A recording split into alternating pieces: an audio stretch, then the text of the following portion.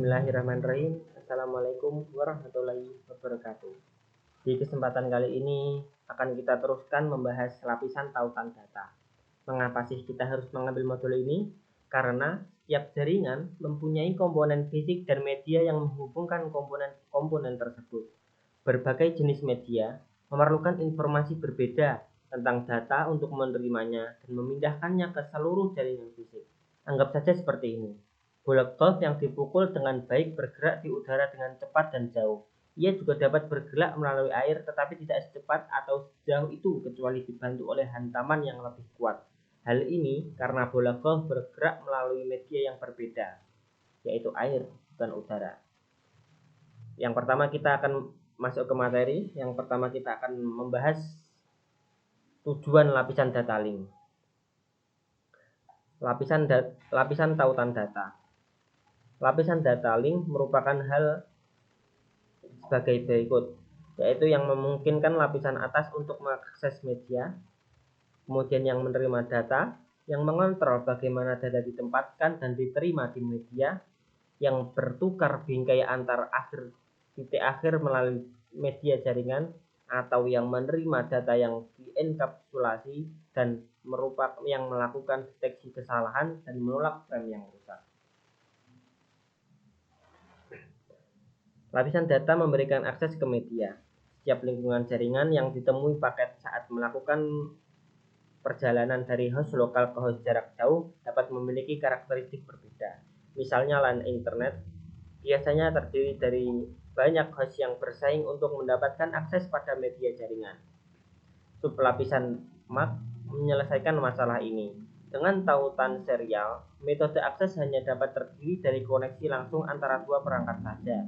Biasanya dua router, oleh karena itu mereka tidak memerlukan teknik yang digunakan oleh sublapisan MAC IEEE 802. Standar lapisan data link. Protokol lapisan data link umumnya tidak ditentukan oleh requirement per comment.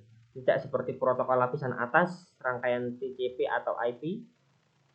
Internet Engineering Task Force memelihara protokol dan layanan fungsional untuk rangkaian protokol TCP/IP di lapisan atas.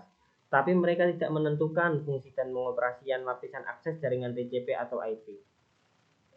Selanjutnya kita akan membahas mengenai topologi. Topologi fisik dan logis. Seperti yang kita pelajari di topik sebelumnya, lapisan data link menyiapkan data jaringan untuk jaringan fisik. Ia harus mengetahui topologi logis suatu jaringan agar dapat menentukan apa yang diperlukan untuk mentransfer frame dari satu perangkat ke perangkat lainnya. Topik ini menjelaskan cara kerja lapisan data link dengan topologi jaringan logis yang berbeda. Topologi jaringan adalah pengaturan atau hubungan perangkat jaringan dan interkoneksi di antara perangkat berikut. Ada dua jenis yang digunakan. Yang pertama adalah topologi fisik dan yang kedua adalah topologi logis. Ya, kita akan membahas tentang metode kontrol akses selanjutnya. LAN, internet, dan WLAN adalah contoh jaringan multi-akses. Jaringan multi-akses adalah jaringan yang dapat memiliki dua atau lebih perangkat akhir yang mencoba mengakses jaringan secara bersamaan. Beberapa jaringan multi-akses memerlukan aturan untuk mengatur bagaimana perangkat berbagi media fisik. Ada dua metode kontrol akses dasar untuk media bersama, yaitu akses berbasis pertikaian dan yang kedua akses terkendali.